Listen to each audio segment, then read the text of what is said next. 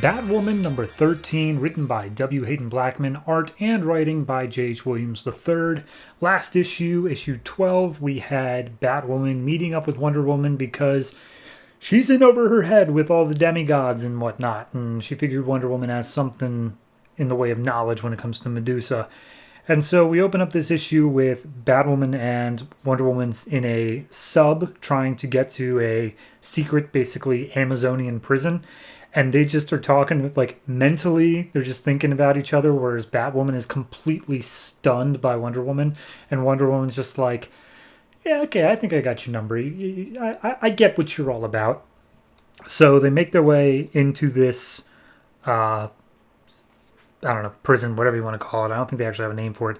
And there's a labyrinth inside. And when they arrive, they see that there are, like, a lot of rotting corpses in this labyrinth, including guards and people who were also, like, locked up. So it seems like there was some sort of battle going on here, but they don't know who was on the winning side in the end. All they know is that there's nobody here now. But as they make their way towards the end of the labyrinth, they, of course, meet a Minotaur. And the Minotaur shows up, and he's just like, don't go in here. And Batwoman just reacts inflectively and just punches him in the face. And Woman's like, dude, chill. That's a guard. He's on our side. And Wonder Woman talks to the Minotaur. Minotaur's like, it was the black-hearted Nyx. Nyx did this. And then all of a sudden, Batwoman's like, it getting cold in here for anybody else? And the Minotaur is dragged deeper into the labyrinth by some giant, like... The best way I can say is, you know those, like, centipedes with, like, the pincers on them? It's those, but they're massive and black. And they start swarming all over Batwoman and Wonder Woman with this hissing noise. And at a certain point... everything just goes black. So then we cut over to Chase and Director Bones, who are just chilling out, just thinking, like, all right, what's the deal? What's going on right now? And Chase is very annoyed that they let Batwoman basically go out on her own because she thinks that Batwoman will run. And then Bones just tells her, like, hey, look, you're worrying too much about this. Option A is that she comes back and we get all of this intel on Wonder Woman.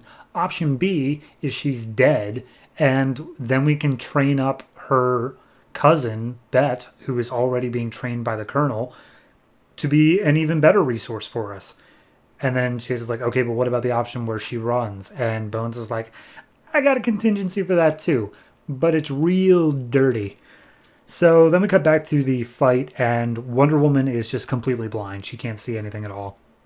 And we get, like, a whole backstory on Nyx of how she was, like, the mother of darkness and stuff like that. She represents darkness as a whole, but then also she gave birth to, like, I think it was Eros, god of love, and Hemera, goddess of the day.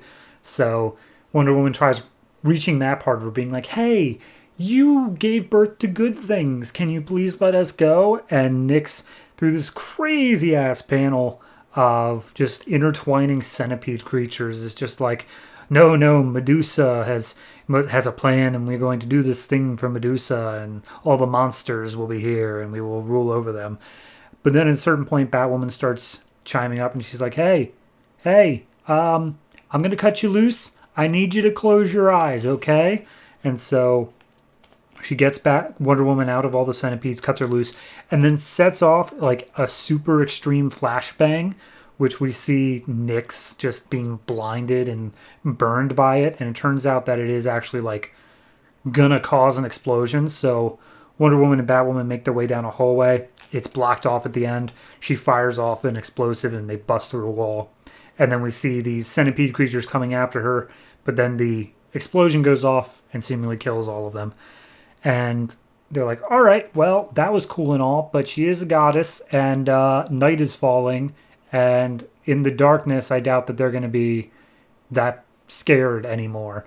And Wonder Woman's like, well, here's the thing. You know that submarine we came in on? Turns out it's Black Manta's, and it also flies. And then she just, like, uses her little car recall button, and the submarine shows up in the air. So then we go to Colonel Kane and Bet, who are just meditating opposite each other. We get Colonel Kane's perspective where he's like, am I being too hard on her? Like, I think I might be putting her through too much. Like, I think I might have gotten past the point where she's okay with, I just need to give her a break and it just needs to be okay. But then we see Beth's perspective where she's just like, ow, oh God, I can't stop thinking about how I was gutted. Everything hurts, but I'm not going to ask for pain medication because apparently Kate didn't need pain medication after she was stabbed. So I'm going to be better than her and I'm going to live up to this. I can do this. I can do this. I can't do this. So then we go back to Wonder Woman and Batwoman for the final little scene where they're like, okay, so as it turns out, there are other people we need to talk to. Particularly, I think we're looking for the children of Nyx. I could be wrong. Maybe it's children of Medusa. Regardless, they make their way out to a trailer park in the middle of like deserted nowhere. And Wonder Woman steps out and just like, Pegasus, which is not the horse. Pegasus, I am Diana. We need to speak to you about your mother. And this guy comes out and he just has these horrible blue wounds all over his body. Like he's rotting pretty much from the inside out. And he's like, all right, what's up? So that's where we leave off. So this entire book, save for like 2 pages, the first and last one, are 2-page spreads, and they work for it. Like, good Lord, the artistry on this book is incredible. It was a pain in the ass to read digitally, but it really, truly, like looking at it after the fact, fantastic. Writing-wise,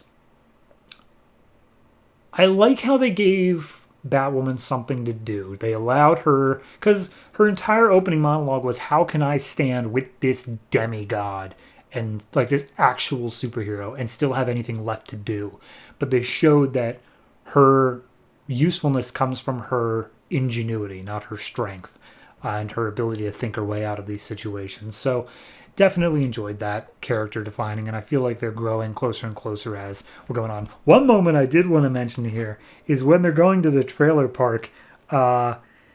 He's just like, hey, when I fought Falchian's brother, a demigod, he bled blue, but I learned something that day. And he's like, you learned Falchian wasn't human? And he's like, no, I learned that even demigods can bleed. So it's like, did the whole Batman v Superman thing. That's hilarious. Anyway, no, I definitely enjoyed this one. Just went by really quick because of those double-page spreads. So overall, I'll give this one a 7. No, I'm just really enjoying the World's Finest arc here, and I'm looking forward to seeing how the team-up continues.